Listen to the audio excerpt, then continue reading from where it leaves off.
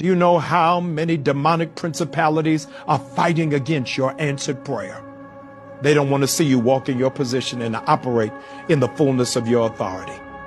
But I came to tell you, heaven is not against you. Time is not against you. Hear this, impatience is against you. And that's why I'm glad that the Lord led me to this passage. Because in this chapter, I heard the prophet say, what you are going to prophesy to yourself by this time tomorrow. I want everybody in the room to say it, by this time tomorrow. Every person who's watching, I want you to type it in the thread, by this time tomorrow. And he says, by this time tomorrow, God's going to do something that has never been done before. Do you know how many demonic principalities are fighting against your answered prayer? They don't want to see you walk in your position and operate in the fullness of your authority. But when we're troubled any measure, it's because we're believing the wrong thing to some measure.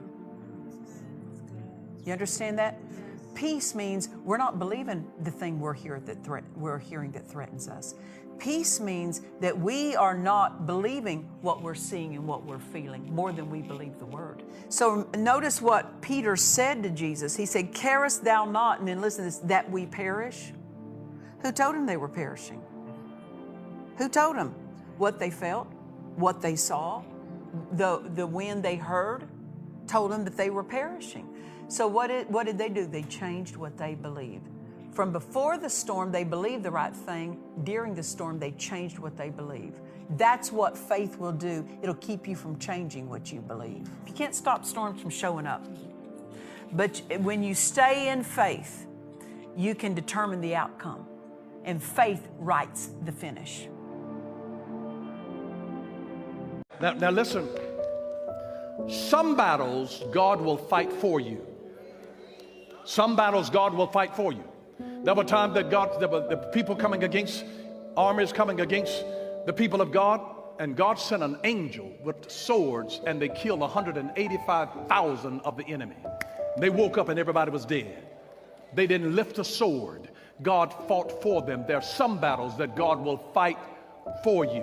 When Moses is trying to bring the children of Israel out of Egypt into the promised land, they get to this Red Sea. They can't fight that battle. And God says to Moses, stand still and see the salvation, the deliverance of the Lord that I'm getting ready to bring. And God calls an east wind to blow all night long. And the Bible gives us an insight into that. I had to go over into the Psalms to discover how God did it. It said that God congealed the waters. That means that he froze them. No wonder they could go through. Prophetic people have senses. Their senses are so heightened, they can sense the spirit of a person, whether they want to or not. Watch your thoughts. Ask the Lord to breathe on your thoughts. Say, Lord, help me to monitor my thoughts. And when your thoughts start going off, ask the Lord, are they your thoughts or are they the thoughts of your atmosphere? Sometimes I can walk in the atmosphere and I'm like, whoa, where these thoughts come from? And sometimes the Lord said, look around. And it's from somebody around.